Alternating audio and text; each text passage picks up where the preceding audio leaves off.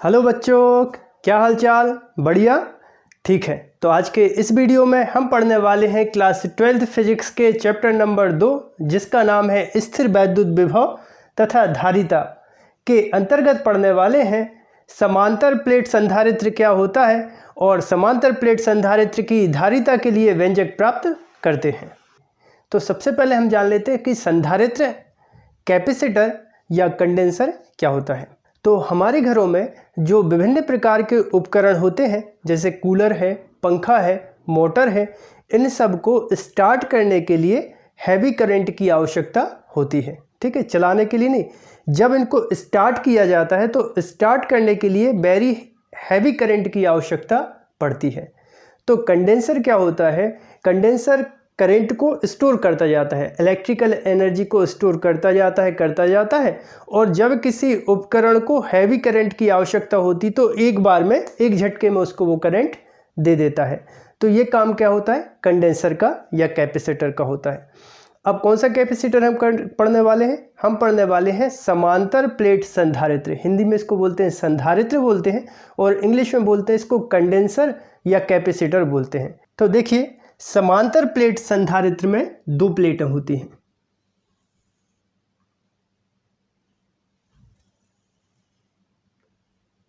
इस प्लेट को नाम दे देते हैं X और इसके समांतर एक दूसरी प्लेट रखी होती है, इस प्लेट को नाम दे देते हैं Y। ठीक है, अब किसी प्रकार प्लेट X को हम प्लस क्यू आवेश देते हैं,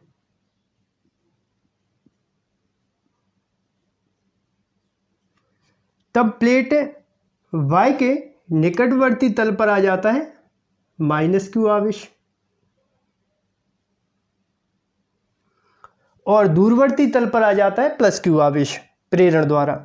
तो प्लेट Y का जो संबंध है वो कर देते हैं पृथ्वी से। ठीक है, ये पृथ्वीकृत, किसी भी वस्तु को पृथ्वीकृत करने का साइन होता है। देखिए, अलग अलग बुक में अलग अलग प्रकार से इसको डिफाइन किया गया है। किसी बुक में ऐसा लिखा गया है कि जब चालक प्लेट X को प्लस क्यू आवेश दिया जाता है तो प्लेट Y के निकटवर्ती तल पर आता है माइनस क्यू आवेश और दूरवर्ती तल पर आ जाता है प्लस क्यू आवेश।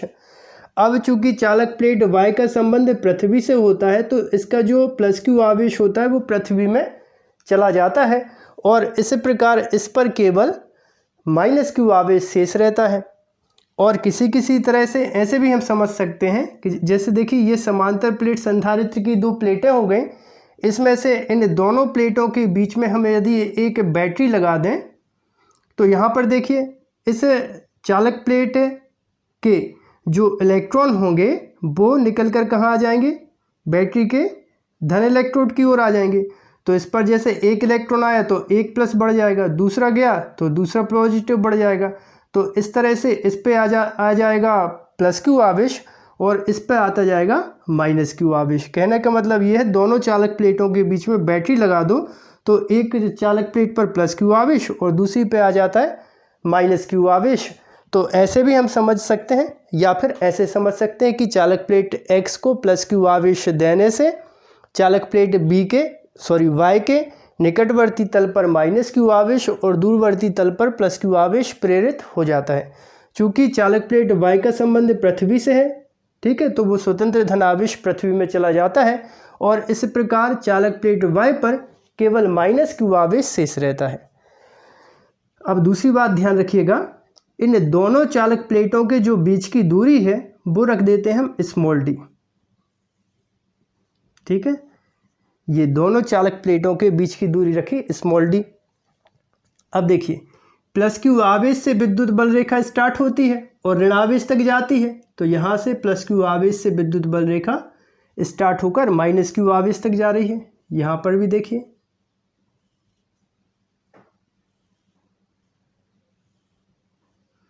तो विद्युत बल रेखाएं हमेशा धनावेश से प्रारंभ होकर ऋणावेश पर समाप्त होती हैं।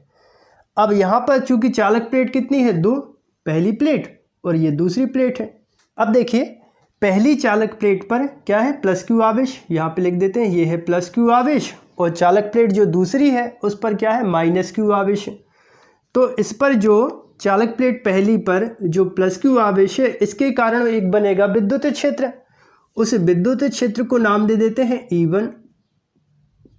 अब आपने पहले चैप्टर में पढ़ा होगा अनंत समतल चादर के कारण विद्युत क्षेत्र की तीव्रता क्या होती है, आप बता सकते हो क्या, याद है? चलिए ठीक है, तो वो सूत्र जो था E इक्वल होता है सिग्मा अपॉन 2 एप्सिलॉन नॉट। ठीक है, डिस्क्रिप्शन में इसकी लिंक है, सो वहाँ से जाके आप देख सकते हो कि अनंत समतल चादर के कारण विद्युत क्षेत्र की तीव्रता क्या होती है, या फिर आई बटन पर क्लिक कर कर आप ये वीडियो देख सकते हो। फिलहाल में प्लस क्यू आवेश के कारण जो विद्युत क्षेत्र बना है, देखिए विद्युत क्षेत्र प्लस क्यू आवेश से स्टार्ट होकर माइनस क्यू आवेश पे जाएगा, तो यहाँ पर डायरेक्शन होगी इसकी ये इस डायरेक्शन में, पॉजिटिव टू नेगेटिव, और वो विद्युत क्षेत्र का जो मान होगा वो होगा सिग्मा अपॉन 2 एप्सिलॉन नॉट। ठीक है, अब देखिए यहाँ पर जो चालक प्लेट Y है इस पर क्या है, माइनस क्यू आवेश है। अब माइनस क्यू आवेश के कारण भी विद्युत क्षेत्र बनेगा, तो उस विद्युत क्षेत्र को नाम दे देते हैं E2। अब जो माइनस क्यू आवेश है इसके कारण जो विद्युत क्षेत्र बनेगा क्या बनेगा, उसकी भी डायरेक्शन क्या होगी, पॉजिटिव टू नेगेटिव। हमेशा विद्युत क्षेत्र कोई सा हो, चाहे प्लस क्यू आवेश के कारण बने चाहे माइनस क्यू आवेश के कारण बने, दोनों स्थितियों में जो प्लस क्यू आवेश है उससे विद्युत बल रेखा या विद्युत क्षेत्र स्टार्ट होगा और नेगेटिव आवेश तक जाएगा। तो इसके कारण भी जो विद्युत क्षेत्र बना वो सिग्मा अपॉन 2 एप्सिलॉन नॉट। ठीक है, अब यहाँ पर देखिए दोनों चालक प्लेटों के बीच में जो परिणामी विद्युत क्षेत्र है वो क्या बनेगा, E इक्वल E1 प्लस हो जाएगा E2। दो विद्युत क्षेत्र हैं, दोनों को जोड़ दो तो दोनों के बीच में चालक प्लेटों के बीच में परिणामी विद्युत क्षेत्र आ जाएगा। अब इसके मान रख देते हैं, तो E1 का जो मान है वो कितना हो जाएगा, sigma upon 2 epsilon not plus E2 का मान सिग्मा अपॉन 2 एप्सिलॉन नॉट, या फिर कितना हो जाएगा 2 एप्सिलॉन नॉट, LCM आ जाएगा, ऊपर बचेगा सिग्मा प्लस सिग्मा, तो कितना हो जाएगा 2 सिग्मा अपॉन 2 एप्सिलॉन नॉट। 2 से 2 को कैंसिल कर दीजिए, तब बचेगा सिग्मा अपॉन एप्सिलॉन 0। तो इतना विद्युत क्षेत्र बना दोनों चालक प्लेटों के बीच में। तो जल्दी से यहाँ तक नोट कर लीजिए, उसके बाद आगे बताता हूँ। तो देखिए इतना बना विद्युत क्षेत्र दोनों चालक प्लेटों के बीच में। अच्छा, कई लोगों के मन में प्रश्न आ रहा होगा कि चालक प्लेट चाहे पहली हो चाहे दूसरी हो, उसके कारण जो विद्युत क्षेत्र है वो हमने E equal sigma upon 2 epsilon not ही क्यों लिया, आ रहा है मन में प्रश्न। ठीक है, तो देखिए जब ये दूरी दोनों चालक प्लेटों के बीच की दूरी जो है वो बहुत कम है, ठीक है, इस दूरी की तुलना में, तब इस दूरी को अनंत लंबाई का माना जा सकता है। तब ये जो चालक प्लेट पहली है वो अनंत समतल चादर की भांति ही कार्य करेगी, तभी इसके कारण जो विद्युत क्षेत्र लिया था वो E equal sigma upon 2 epsilon not लिया। क्लियर है बात, ये वाली दूरी, ठीक है, दोनों चालक प्लेटों के बीच की दूरी बहुत कम है इसकी लंबाई की तुलना में, तब इसको अनंत लंबाई की समतल चादर माना जा सकता है। ठीक है, तब इसके कारण जो विद्युत क्षेत्र बना कितना बनेगा, E equal sigma upon 2 epsilon not. देखिए जैसे एक हाथी के सामने उसके पास में एक बहुत छोटी सी चींटी खड़ी है, तब उसको हाथी का आकार कैसा दिखाई देगा, अनंत दिखाई देगा। तो ऐसे यहाँ पर मान लीजिए ये लंबाई कैसी है, बहुत कम, और ये जो है वो कैसी है, बहुत ज़्यादा। तब इसके कारण जो विद्युत क्षेत्र बनेगा या इसके कारण जो विद्युत क्षेत्र बनेगा उस विद्युत क्षेत्र को अनंत समतल चादर के कारण उत्पन्न विद्युत क्षेत्र के तुल्य माना जा सकता है। तब इसको लिखेंगे E equal sigma upon 2 epsilon not. अब देखिए यहाँ पर सिग्मा का मतलब क्या होता है, आवेश का पृष्ठ घनत्व, और सिग्मा इक्वल कितना होता है, Q अपॉन A। अब आवेश का जो पृष्ठ घनत्व होता है वो यहाँ पर मान रख दीजिए, तब सूत्र क्या बन जाएगा, E बराबर Q upon epsilon not A। तब देखिए समांतर प्लेट संधारित्र की दोनों प्लेटों के मध्य जो विद्युत क्षेत्र बना वो E equal Q upon epsilon not A बना। इसको देते हैं इक्वेशन फर्स्ट। अब आपको याद होगा विद्युत क्षेत्र की तीव्रता का एक सूत्र और होता है E equal V upon D। ठीक है, इस सूत्र की भी डिस्क्रिप्शन में लिंक है या फिर आई बटन पर क्लिक कर ये वीडियो आप देख सकते हैं।